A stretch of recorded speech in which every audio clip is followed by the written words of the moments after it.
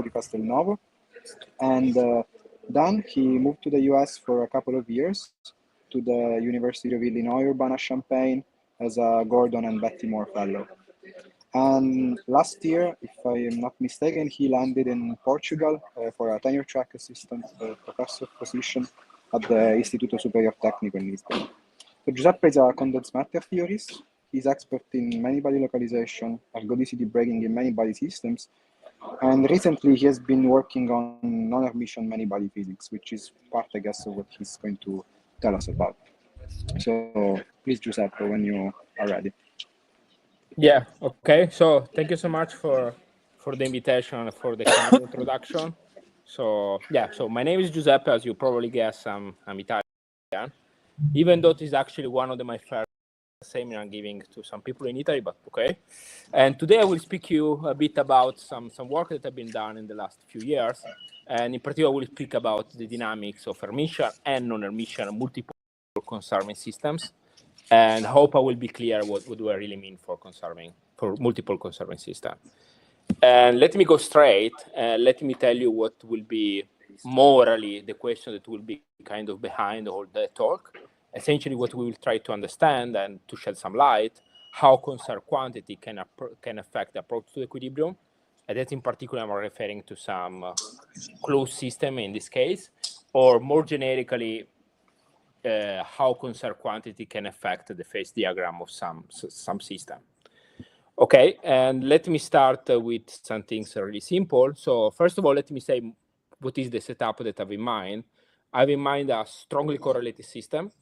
And for most of the talk, I will refer just in 1D, even though some of the things that I will say can be generalized in any dimension. And the system is strongly interactive, so particles can interact. And in particular, for sake of convenience, I will consider kind of having a particle can be charged, let's say plus. You can see as a spin up, that there will be a hole, so no charge, that you can see as a spin down. And what we like to understand is how they approach the equilibrium under some condition. For example, they conserve some quantity. But before that, let me start with some things more easy. That's the case where there is no conserved quantity. So I have my spin. I'm starting with some initial configuration, for example, a domain wall. And clearly now there is no length scale. So during the dynamics, I can just flip and flop some of the spins, so they can just pop up at some pace. And that's essentially will lead that in the long time, we will have exponentially relaxation to the equilibrium. Essentially, that's due because there is no length scale. Now the picture is changing if I consider the same kind of Gedanken experiment, but now I consider the case where we have a U1 charge conservation. So for example, I'm just conserving the sum of the magnetization, for example, or just the charge. So in this case, we will have a presence of a length scale. So for example, it's clear that if I start from a domain wall and I would like to conserve the charge, I can just starting to flip the spin at the domains. And essentially what will happen, there will be some slow relaxation. So all the charge will start to reassemble to each other. As soon as later, essentially, I will enter to a regime, and that's just the hydrodynamics regime, in which I will essentially describe the system as a continuous. And that is the regime which I would like to work. So just to recap, so essentially I have a strongly interacting system, and they thermalize, and we are so long time, which essentially we are relatively close to the equilibrium, which we can think as a hydrodynamic system. So in other words, more formally, essentially I have some density, rho of x of t, which is just the density of the charge. And essentially we will try to understand how this charge density is evolving under only the constraint in which we have some conservation law. Okay, and in particularly how we understand the system, essentially the system are just described by some hydrodynamics. I will have some continuity equation, which essentially is connecting and tell me how the charge is flowing in the system. This is nothing else than essentially the diffusive equation. So the derivative over time of the density will be just minus the proportion of the gradient of the current. And then what one does, essentially does a gradient expansion of the current in terms of the derivative of the charge. And that is nothing that tells us that the charge will try to go spontaneously from where there are many to where there are few of them. And this is nothing else than the Fick law. And combining essentially the continuum equation with the gradient equation, we get what is called the diffusive equation, which is nothing but the continuum version of a random walk. And I'm saying these things to the random walk because later I will work in the discrete and then I will try to go to the continuous. And in particular, the diffusive equation, that is a question that we know how to solve. So usually one goes to the momentum space, and essentially it's found that the charge will relax. In particular, if I look essentially some profile of the charge that will relax as 1 over the root of t, at least in one dimension. Okay. And okay, for the moment, I'm really speaking quite generically. So I'm not saying even if it is a quantum system or a classical system. And actually, most of the arguments that I will speak about are actually made on the classical limit. So that you can think some kind of also quantum system, which is thermalized. You are really high energy, so really in the middle of the spectrum. So that essentially quantum fluctuation will not matter much. But of course, one can ask, can we really see this diffusion also in quantum system? So that's just essentially a figure that I took from some of my a bit older paper in 2019. We were studying some strongly interacting system. Now the specificity of the system is not super important, but what was important is it is conserving some U1 charge, in this case, just the number of particles. And at the beginning, we have some transient time, which essentially the system will be ballistic. And then after a while, essentially the system starts to diffuse, and essentially there is a plateau, there is a regime where essentially you have diffusion. So essentially, if I have some strongly quantum system at infinite temperature and they conserve some U1 charge, what I'm expecting essentially that the system will diffuse. And most of the time, we will focus on some quantity, which is nothing else than density particle or spin correlation. If I'm just conserving the magnetization, and essentially I will look at this S zeta xt, S zeta of some site, sometimes 0, and essentially I will average over all possible state. This tank usually will relax, and essentially I will look at this exponent beta, and if it is 1 alpha, essentially I will have diffusion. And that's what I wanted to say, let's say, kind of introduction for U1 charge case, which has been studied a lot already. And Sorry, I would like to discuss. Giuseppe, I have a question. This time when you go from ballistic to diffusive behavior, is it kind of universal or it's No. So okay. I think it strongly depends on the Miltonian that you are considering. In this case, I had some kind of strange things because there was also some constraints. But yeah, so the ballistic part is morally 1 over the hopping, but I mean, can change from system to system. So strongly depend on the detail of the system. And thank you for asking, because what I'm trying to say next is kind of independent of the Miltonian that I'm using, is only depending on the conserved quantity that they are present. Thank you. Okay, and in particular, we'll consider some kind of system that they conserve not just U1 charge, but they can conserve also higher moment of the U1 charge. And I will try to be clear in a moment what do I mean with that. So sometimes this system, they enter in a larger, broad context that are called fractonic system, which they've been used in several topics, and in particular, they connect also several branches that they can range from quantum information, so some code.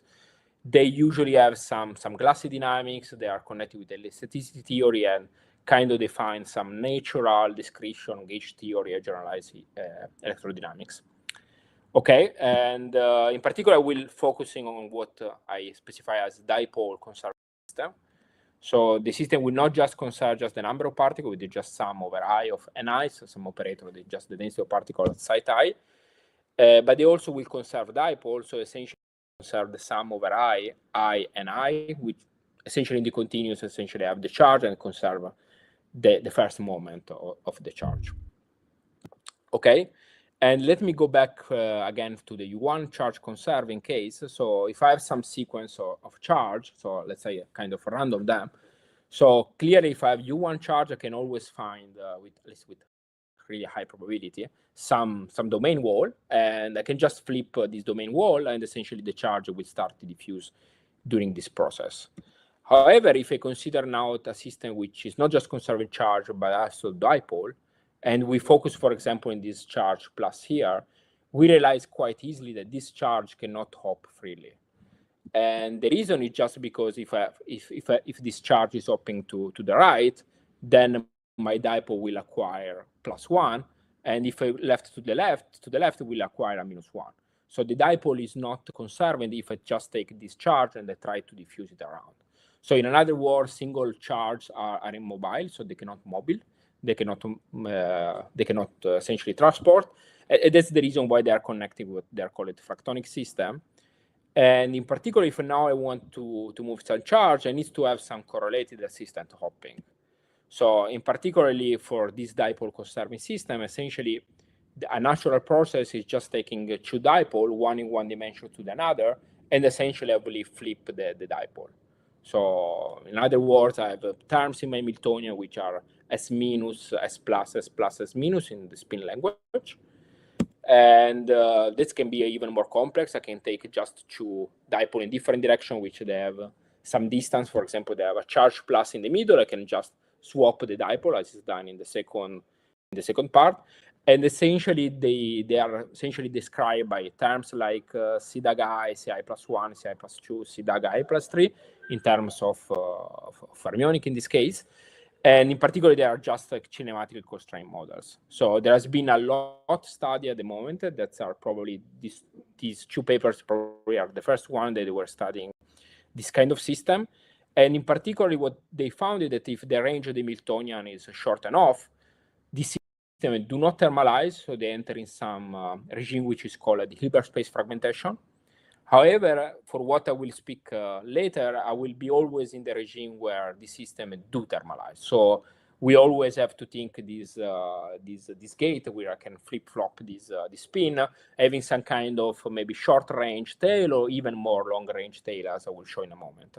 So, okay, so just to say that I will consider this dipole conserving system in a regime which they do thermalize. Okay, and of course, one can start to ask, how relevant are the system, no? Because I mean, they have some constraint, maybe are not super easy to essentially to construct it, maybe some experiment. However, essentially using what the synthetic quantum matter, so more generic quantum simulator, we have a large tunability of system, and actually this kind of system has been simulated. So just briefly, essentially they have some cold atom trap, which is done with some optical lattice. And what they did is essentially they studied some Fermi-Hubbard model. So there is just spin which they hop around, and in particular there is also some penalty of energy if they occupy the same site, spin up, spin down. And what they did essentially is adding a tilted field. So they had this operator, which is just delta sum over j, and j. And now what we will get is a tilde Fermi-Hubbard model. And now, if we take the limit in which delta is super large, essentially this operator, which I underline in red, will be almost conserved for larger time. So at least 1 over delta, but actually turn out that it can be even longer the times. And the reason why you can see which kind of processes are allowed. So if I consider now just a single charge, that is the blue one, that cannot hop to the left, to the right, just because that will pay a penalty plus delta or minus delta. However, what can happen, I can just take two particles, one moving to the right, one moving to the left. So the first one will gain a plus delta, the other one will lose a minus delta, so that essentially this operator will be conserved. And that is the way that they did it in this experiment in 2020. I think they had actually a 2-dimension, but then they were looking just one section of that. And they studied the transport of this quantity. And in particular, what they realized is that if delta is really small, so the dipole is not super well conserved, essentially the model shows some diffusive of charge. So they have some correlator, they can detect it, and essentially they see that the charge is diffusive. However, when they increase this penalty, essentially the gradient of the field, essentially they see that there is a subdiffusion. And in what that I will describe next, essentially I will describe this emergence of subdiffusive transport. Giuseppe, can I ask? Yeah, sure. I was wondering. I cannot hear you well. Can you hear me? Now, yes.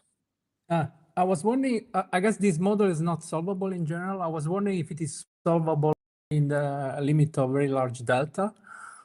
Yeah, it's a good question. So there is some limit in which you can solve it, but yeah, so there are some limit in which you can solve it, but essentially you go to the limit of delta go to infinity.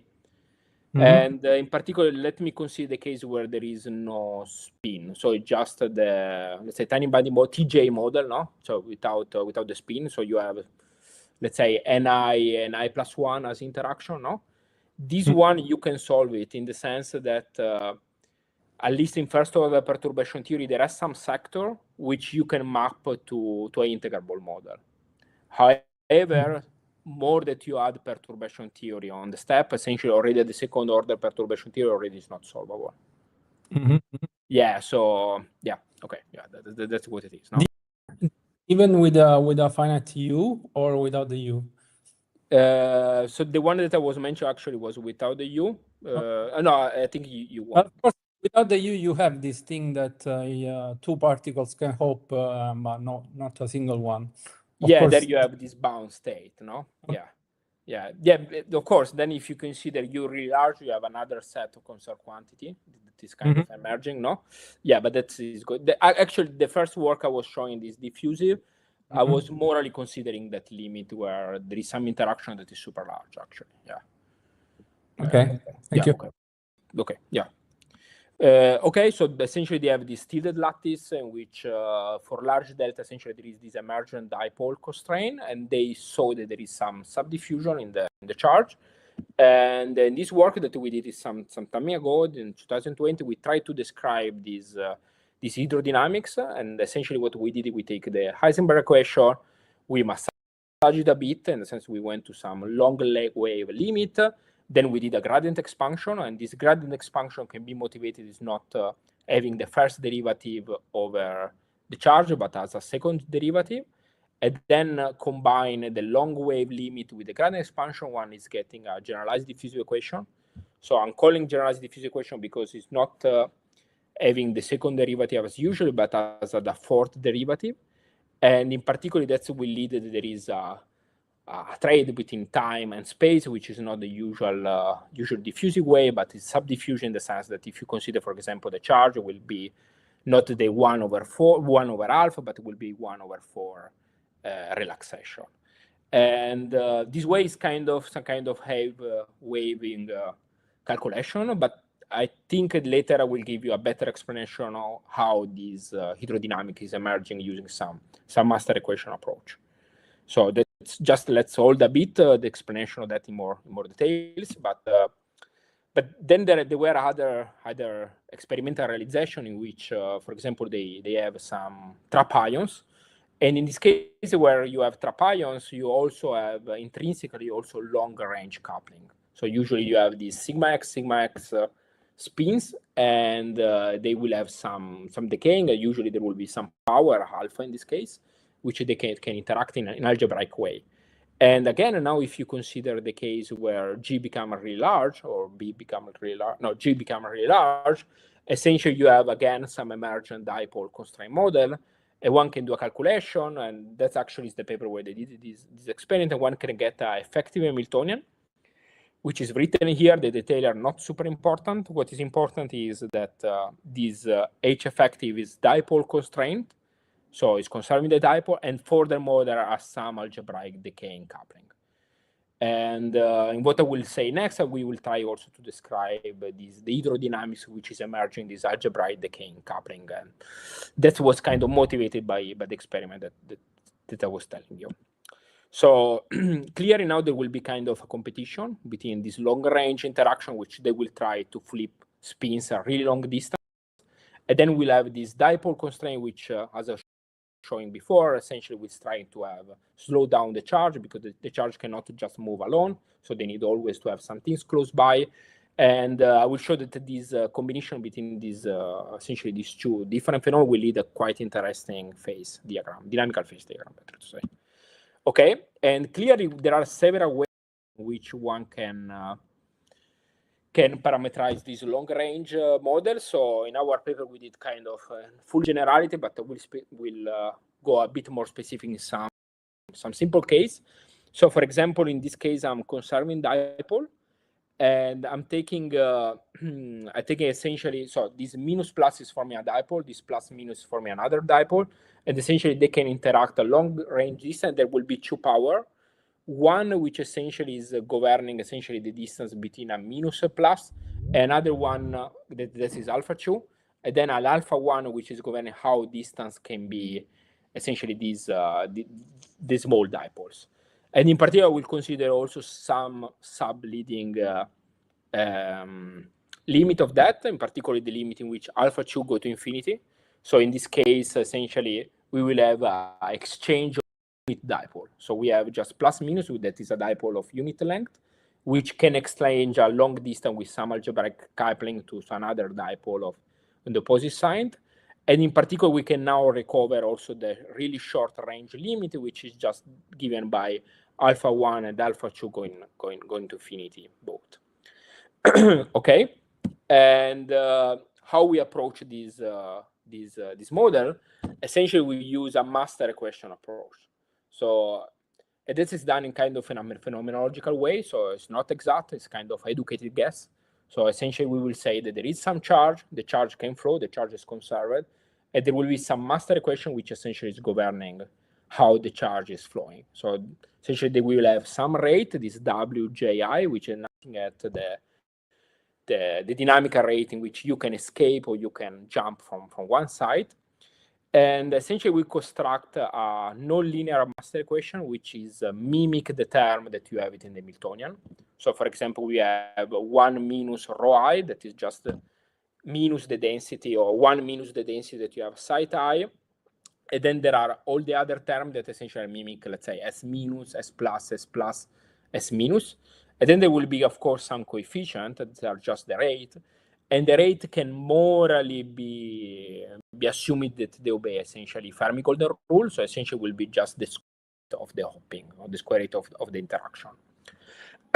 And clearly now we have this master equation. Sorry, Giuseppe. Sure. Can I ask a question? Yeah, sure. Angelo, sorry, by the way. Yeah. So you mentioned probably before, but it's only a rate equation, right? There's no coherence in the problem. Exactly. So yeah, for the moment, essentially we are considering kind of a classical system. Yeah. Okay. Sorry, Yeah. I missed this. Yeah. So of course, I mean, the holy grail is to study, of course, the full quantum mechanical system, but that has turned out, of course, extremely difficult. So essentially, we are mentioning we are really at high temperature, infinite temperature. We are really close to the equilibrium, and essentially all the quantum parts are not really important. And in any case, then we do some numerical simulation, of course, for small system to kind of see that what we get is more or less the same for quantum system. Yeah. Okay, so then we get this master equation, which is non-linear, so of course it's extremely difficult to solve it. However, what we will do essentially, since we are close to the equilibrium, and essentially we will do a linearization of that, because essentially we'll have rho square which are appearing, and we will keep only the equilibrium. Essentially, we do expansion over the equilibrium state, that is the homogeneous one.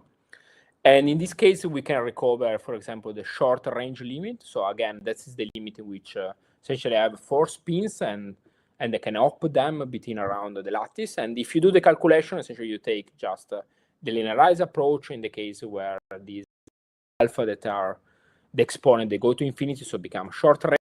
Essentially, you get that the derivative over rho I is proportional to some fourth discretized derivative that turn out to be quite net. Then you can go just to the continuous limit, and then in the continuous limit you get the generalized diffuse equation that I was showing you before. And then how to solve it, you can go just in the momentum space. That's quite easy because then it's linear. Then you can recover this subdiffusion of 1/4. And in particular, of course, one can ask how true is this story also for quantum system. So the numerics that I'm showing here is just the density correlator for the dipole moment. But so the larger picture is done with Celler automata, which you can go to really large time and really large system side. And the smaller inset is done for a quantum system, fully quantum system, at infinite temperature, and the largest height that we could do it is L is equal to 28, but seems having this still this 1/4 exponent in the relaxation. Sorry, Okay. Giuseppe, I have a question. Sure. I have a question. So you said that you linearize on the steady state, which is the homogeneous one. Yeah. I mean, is this obvious, or It's that could be obvious another if you are steady at state? infinite temperature. So, Okay. so what is needed? We are really infinite temperature, so that essentially you are just homogeneous state. But then, of course, now if you try to understand, for example, temperature effect, things change drastically, and that is actually something that we are working at the moment. But yes, so yeah, so that is only true if you are really infinite temperature, let's say. Okay. Okay, then we can, using this nonlinear master equation, there are essentially, morally, you can solve it, all of them, and that is just another limiting case. That is the unit dipole exchange. So we have two dipole of unit length. They can exchange between each other with some long range coupling with alpha 1. And again, so we get now a linearized equation, and we can solve the linearized equation just going to the momentum space. And essentially, you will find a linear equation for rho in this case. And then we will have kernel, which I call it A of k. And essentially, you can go to k that go into 0, so long wave limit. And essentially, they will emerge two exponents that are the C1 and C2, let's say. And essentially, you have to take, so the one that will win is the one that is the minimum. And essentially, let me tell you what is the phase diagram. So here is just a beta that essentially is the diffusive approach. So we will have different regime. So we'll have a regime that if alpha 1 is larger than 3/2, we'll have just the usual dipole diffusion. So essentially, it's meaning that this is the limit where these unit dipole are essentially they be considered short range. And that is happening essentially because in this limit, it's kind of working the central limit theorem for the coupling. And then there will be a new regime that is working between 0.5 and 3/2, in which the system is starting from the subdiffusive 1/4, and then is going to diffusive at exactly 1 alpha. That is described by this line that is carving. And then what is interesting and also quite easily to explain in physics, that you have a really super long range model, and that's essentially meaning that alpha 1 is less than 1/2, so 0.5. Essentially is meaning also the energy needs to be rescaled with the system side because it becomes super extensive. So in this case, you get a stable diffusive case. So usually, if you have super long range model, they have only U1 charge, you have just exponential relaxation. But in this case, you have just diffusion. And the reason is quite obvious because, so suppose these unit dipole are really far away from each other. So essentially means that they do not talk to each other because they are too far away. But locally, this plus and minus, they can still flip. So essentially, you have just emergent U1 conservation charge.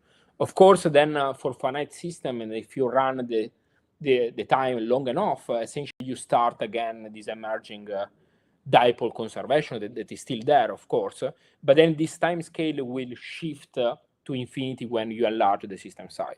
So in other words, if I take to infinity first and then I look at the dynamics, essentially the model when it's super long range will become diffusive. And now using this fully nonlinear master equation, essentially one can study the full model, current alpha 1, alpha 2, and that is the phase diagram. So there are really different ranges which they go from diffusive, subdiffusive, then this limit of diffusive model that I was explaining you before. Then you can have even super diffusion, and then there is a small set where essentially is so long range, which essentially is losing any length scale, and then you have again this exponential relaxation. That is meaning that essentially locally you do not see the constraint because they are too far away apart. Okay, and in particular, what I will tell you that there is a kind of hierarchical structure in this hydrodynamics that is emerging. So one can also study this long range model for just the U1 case. That's some work that has been done also at Munich in 2020. And then has been done also some experiment, I think in Innsbruck with some trap ions. And that essentially is the phase diagram that one is getting. So one has some flip-flop between spin. They can still have some long-range coupling. And if alpha is larger than 3/2, essentially one has the usual diffusion. That just means that beta to the -1 is equal to. Then has a super diffusive regime that is between -1 alpha and 3/2. And then essentially has exponential relaxation that formally means that beta is equal to 0. So if now we compare this U1 case with the one that I just discussed, that is just a unit dipole exchange. So we have a 3/2, we'll have, for larger value of 3/2, we'll have some subdiffusive. And in the middle, we'll have some diffusive, but it's a kind of, so it's dipole diffusive, let's say. And then after a while, that is this alpha less than 1 alpha, we will have essentially just diffusive. And then you can see there is a clear relation between the exponent for the charge case and the exponent for the dipole case. And they obey some relation that we call a reciprocal relation, which you can get essentially the dipole one, just taking the charge one, adding top on that some diffusive mode. And okay, so that's some nicer relation, which essentially is telling you that depending how you tune these parameters, you can have only some set of the conserved quantity which are really conserved. And in particular, then that can be generalized to quadrupole, to octupole, to all of them. Now the details become quite nasty, so it's not important at the moment. And then one can get some really big reciprocal relation which they connect different exponent. Okay, just to tell you that you can study this problem in full detail also for theta which they conserve even higher moment the dipole, and there is some emergent hydrodynamics, hierarchical hydrodynamics in the systems. Okay, and okay, then one can ask what there is more. So then one can study higher dimension, and one can also study finite particle density. Is also an interesting limit, which okay. And furthermore, what we did, we try also to test that what we saw, it was you can also see in at least for smaller system site in quantum spin chain. So maybe let me pause just 5 seconds to ask if there are some questions.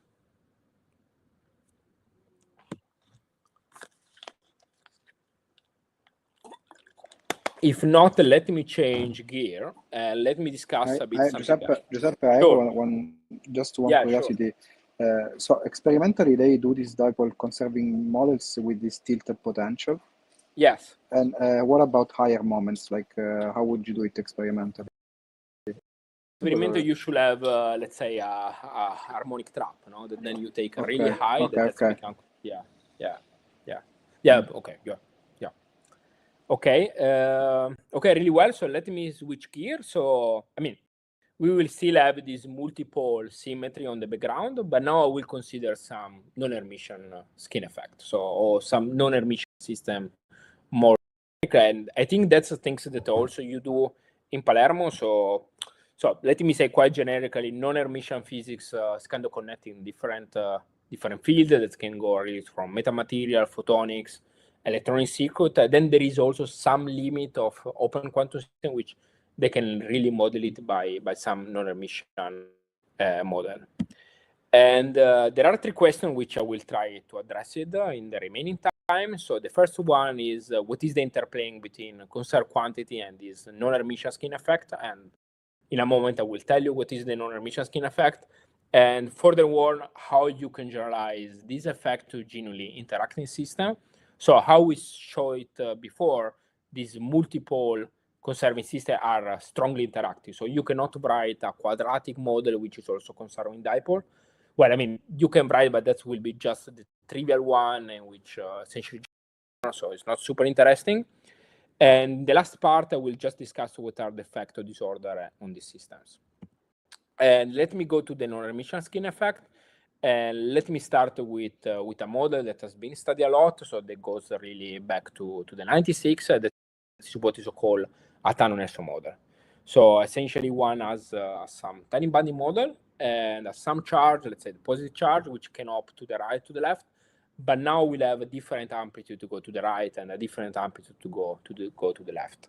So if we consider the system with a periodic boundary condition, now the spectrum, being the Hamiltonian non-Hermitian, will have both real and imaginary part. And in particular, that will give essentially a current which is flowing on the system. And however, that's what is called the skin effect. If I consider now the same model, but now with open condition, in this case, the model now will have a real spectrum. And actually, the state which they are blue one, they are real in this case, and they are essentially inside this circle that are the eigenvalue for the periodic boundary case. So they will have wave function, let's say right or left wave function, because of course it's non-Hermitian, you can have different ones. So they will have essentially be localized in one boundary of the state. And when I mean localized, I really mean exponentially localized. Usually they are called skin modes. And however, what I've been discussing is kind of single particle physics. And what we asked is how we can kind of define in a generic way for interacting, better say, for many body system. And in particular, one can just consider kind of a fermionic model of what I was saying. This autonomous model doesn't need to be fermionic, can be also bosonic in this case. And in particular, what one realizes is that there is a similarity transformation. So that's something that is super well known, which is mapping the non-Hermitian problem to Hermitian problem. So essentially take my C dagger J and I do a similarity transformation with a R operator, which I will discuss in a moment. And when I do this similarity transformation, I take my Hamiltonian, which is depending on G, and essentially I'm mapping to the Hamiltonian, which does not depend on G. And what is important that this similarity transformation is nothing else than essentially a Boltzmann factor of the dipole operator. And that will turn out quite interesting when I will describe essentially this system when they have also multiple symmetries. Sorry, Giuseppe, but this is true in open boundary conditions, right? That's in open boundary conditions. Okay. Yeah. That's I'm discussing the case of with open boundary condition. Yeah. So just the skin effect and for open boundary condition, and in particular now I can take some finite density state at which I call it the psi of G is equal 0, and just using R to the minus 1, I can just get the state at finite G. And in particular, since for example they are fermions, so there is a Pauli principal exclusion. So this skin effect cannot be just accumulate to one boundary, but essentially they need to pile one after another. So essentially it's meaning that I will kind of project to the minimum of this operator that is this dipole operator. So in other words, I will define kind of the skin effect at least for the conserved charge case, which they maximize the dipole. And more or less essentially means that the state will really close to be at this domain wall with some charge, positive charge in one boundary, some negative charge on the other boundary. And we can see this kind of definition that is useful also, for example, doing some dynamics. So you can see as a kind of post-selection. So I have my many-body Hamiltonian. I'm starting with a state which essentially has as the charge which is randomly distributed. So it's a superposition of the sector with fixed charge.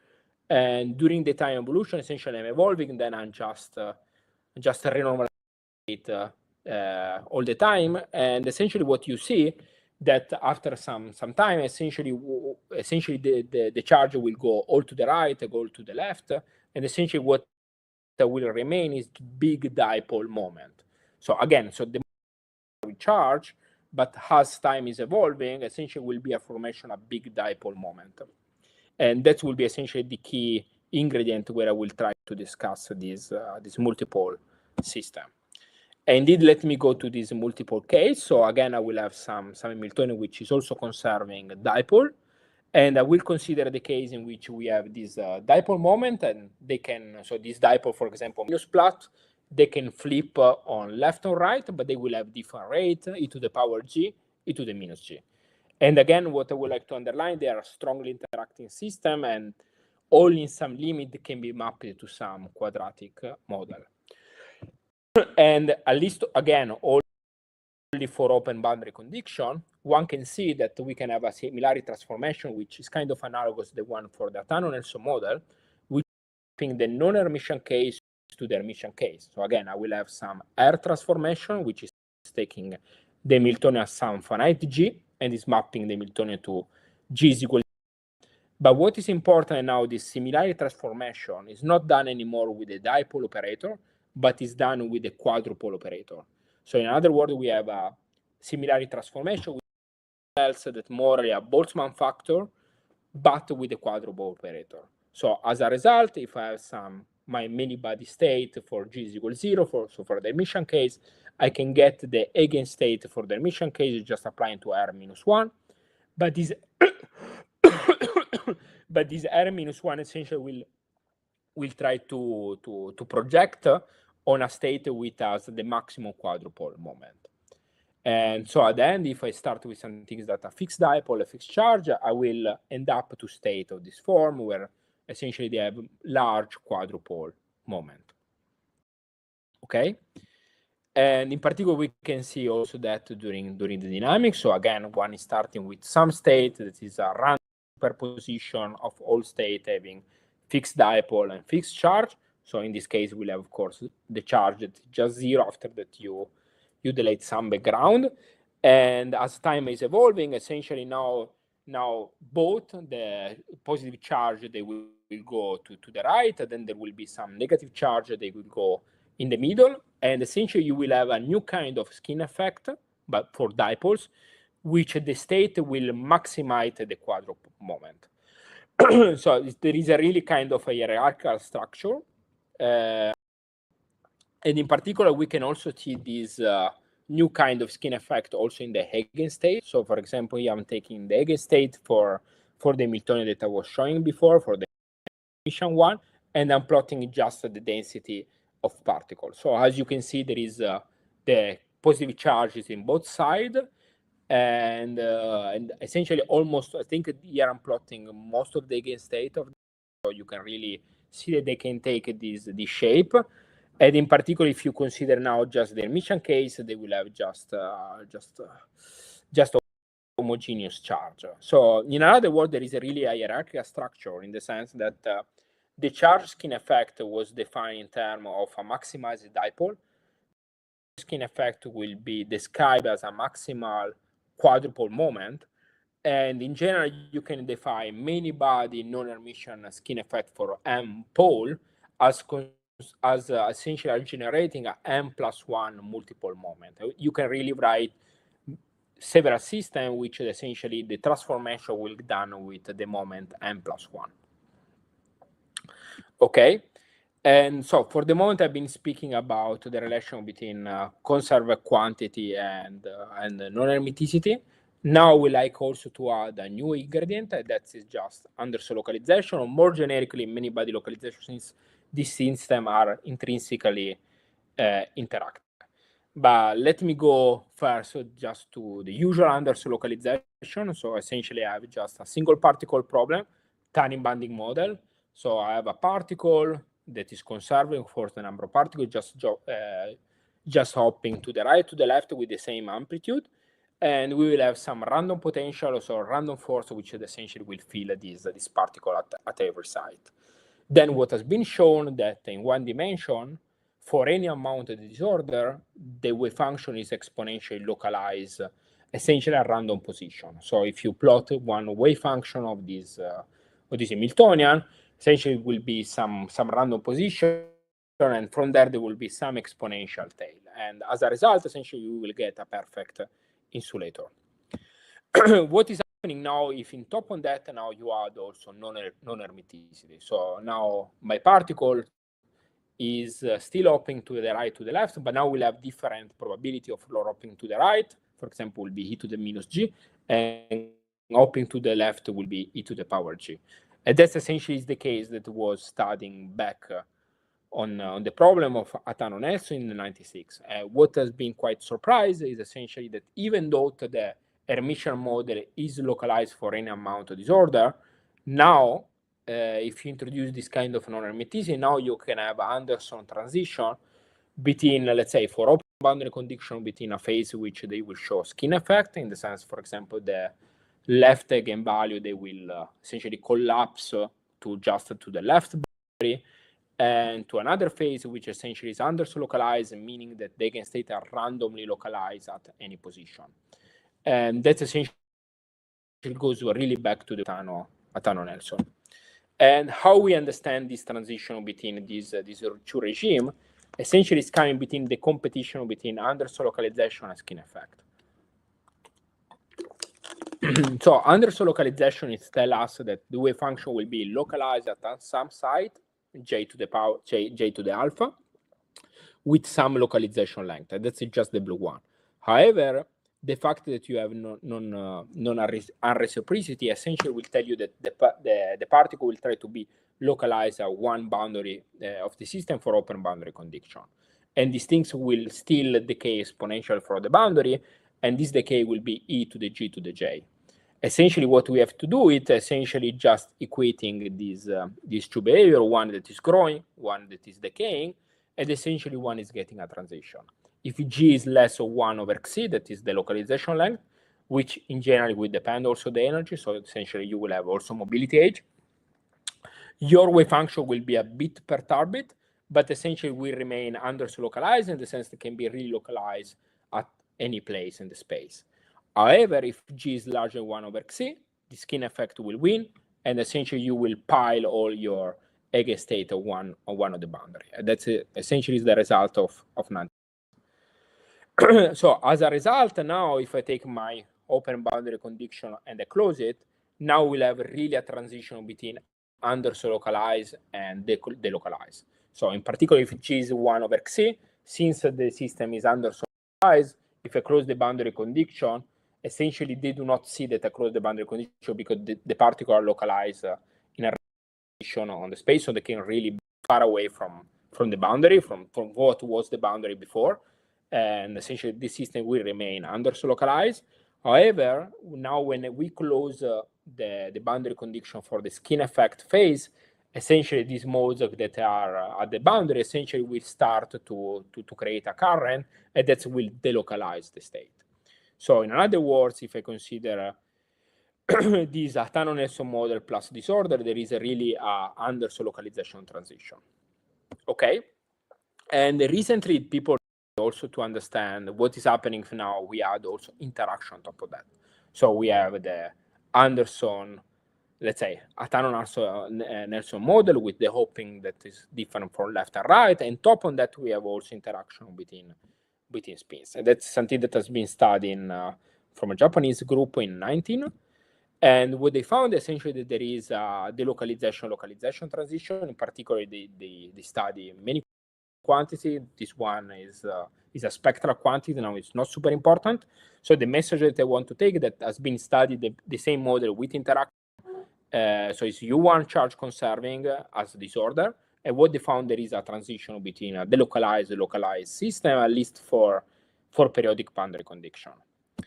So what we did it in our work essentially is going back to the work of Atano and generalize what they did it using essentially the language of local integral motion. So essentially the local integral motion is which will commute with the Hamiltonian. And what is important, they will have some exponential tail to some localized site. So you can see as more as some wave function, but it's actually operator. And at least formally that can be expanded, and essentially that will involve all possible pairing of C-DAGA, CJ, CK, CL. But what is important that this coupling alpha tilde of alpha, they will have some exponential decay to some center of localization. And that's for the Hermitian case. Now, if you consider now the non-Hermitian case with open boundary condition, essentially you can do again this trick of the map, and essentially you see that this local integral motion, which in this case will be the right local integral motion, the left local integral motion, essentially they acquire a term that is just exponential decaying or exponential growing depending on the g of the sign of g. And again, we will have essentially a competition between some coupling which decay in exponential, some other which they try to grow exponentially. And again, essentially just telling you that if I'm starting with a system, the Hermitian system, which is localized, and I'm adding some non-Hermitian reciprocity, I can driven essentially a localization transition. Okay, and in particular that can be seen also in the dipole moment, in the sense if I consider this system with open boundary condition and I just computing the dipole moment essentially for large g, since these things will show this many body skin effect will produce a almost maximal dipole. So essentially the charge try to go to one boundary and the holes they go to the other boundary essentially. And in other words, if you have a U1 charge, you can have morally essentially Anderson transition or a many body transition, essentially driven by these non-Hermitian couplings. So just going to the end, essentially what we did it is now considering system which they do not just conserve charge, but now they conserve also dipoles. So again, I will have some dipole conserving system which has some non-reciprocity, essentially can flip-flop dipole but with different intensity between left and right. Then I will have some disorder which is just some quench disorder. And we can repeat essentially the same analysis that we did for the U1 case. What we found essentially that in this case we'll always win the dipole skin effect. So no matter how strong the disorder, you can make also disorder 100. If the system size is large enough, essentially you will always create some large quadrupole, which essentially means you will create always some dipole skin effect modes. So how do we understand that? Essentially you can understand it using the same language of local integral motion. So in the case for dipole, if I assume the disorder is strong enough, the system is Hermitian, let's say, I can still create some local integral motion, but now this local integral motion, they need to have some spatial structure because they need to conserve also dipole on top of that. And if we assume they still have some exponential tail from some background, I can find the non-Hermitian just applying this similarity transformation. But what is important now that this similarity transformation is not done with the dipole, but is done with the quadrupole. So in other words, we will have a competition between exponential tails, which is coming by the many body or Anderson modes, and then we'll have a super exponential term, which is happening from the non-Hermitian part. So as a result, essentially we'll have this local integral motion that if you plot some profile of them for open boundary condition, essentially you will see that it will be localized in both ends. So, and as a final result, essentially if you close the boundary, the boundary condition, essentially now you will create a current which will fully delocalize the system. So in other words, there is one message to take home. I hope that I was not too fast. Essentially, if I consider some reciprocal multipole system, and so that is conserving dipole or quadrupole, octupole, and then you consider with periodic boundary condition, regardless of the disorder strength, the system will be always be delocalized. And that is quite counterintuitive result, because if you remember at the beginning of the talk, I was telling you that if you have this system, the charge doesn't like to move a lot, essentially needs always charge close by, and that was giving this subdiffusion. However, then you will think that you will need less disorder to localize the system, because already the charge cannot move a lot, so if a disorder will take less. However, what we showed that when you consider these are reciprocal hopping, actually, at least for periodic boundary condition, actually you create always a persistent current, and that will imply that the system will be always delocalized for any disorder strength. Okay, so let me also thanks some of the people which have been discussing these topics, and in particular, I would like to say thanks to Jacopo, that is a graduate student at UIUC. Let me just go back relatively fast to the conclusion. So essentially, I try to organize the talk with the underlying question of understanding how conserved quantity they can impact the dynamical phase diagram of several systems. In particular, we study the dynamics of multiple conserving systems for short range and long range system. And after that, essentially, we went to kind of different topics, but still connected with the multiple symmetries. And it's the case where we have non-hermiticity. And then we define a new kind of skin effect, which essentially the charge will not be just localized in one boundary, but now will be localized, for example, in both boundary for the dipole case. On top of that, then we study also the case where we had the quench disorder, and we show that Anderson localization or many body localization, or more generically, cannot persist when you consider the system at least with periodic boundary conditions. Thank you for the attention, and I will be glad to answer any questions. Thank you, Giuseppe. Are there any questions?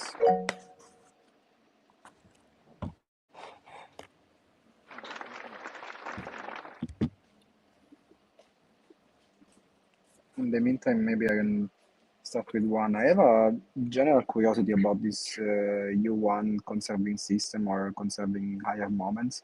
So you mentioned that you can also study higher dimensions, but in the literature, do people ever consider like quasi 1D model of like, like a sawtooth lattice, like triangular lattice, or models that mimic, I don't know, other one-dimensional topological models?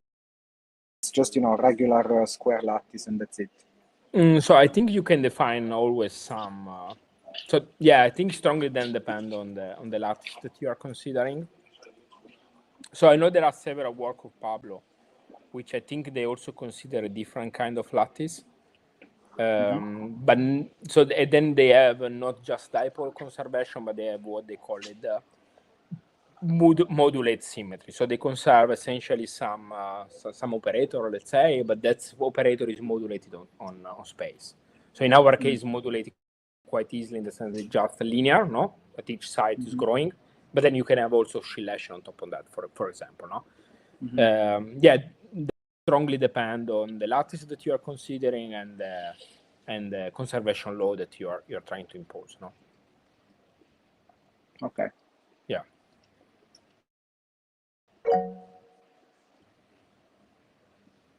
I think Angela is raising the question, the hand. No. Yeah, more or less along the lines of what Federico was asking. If you look at this at a two-dimensional topological system, let's say, you can think of this. To mimic some behavior of these non-Hermitian systems by looking at the chiral or the chiral states that winds around on the edge of the sample. Have you thought of I don't know? So it's something that I'm trying to think about. So I think there you have essentially higher order topological insulator. Essentially, you will have corner state, things like that. Yeah, I was just thinking of a standard churn insulator, more or less. Okay. Yeah, but that's things that has not been formalized. Yeah. Oh, okay. So actually, and also I think it's also interesting to maybe study this non-Hermitian multiple skin effect also in higher dimension. This is also something that we did not do it. Yeah, okay. Yeah, but what I was thinking is just a standard Hermitian system, but with some chirality. Yeah, I understood what you were saying. Yeah, but maybe you can go even 2-dimensional and then consider a plus 1-dimension topological system. Sure. Yeah, just that. Yeah, you are right in any case. Yeah.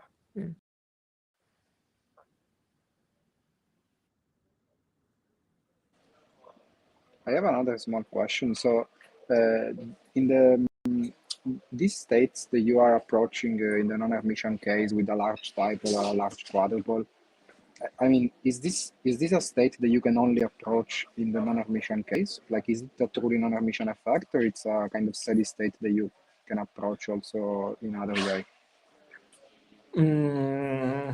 That's a good question. So maybe you can approach a really low temperature. So you mean doing the dynamics, or let's say as eigenstate? No, doing the dynamics.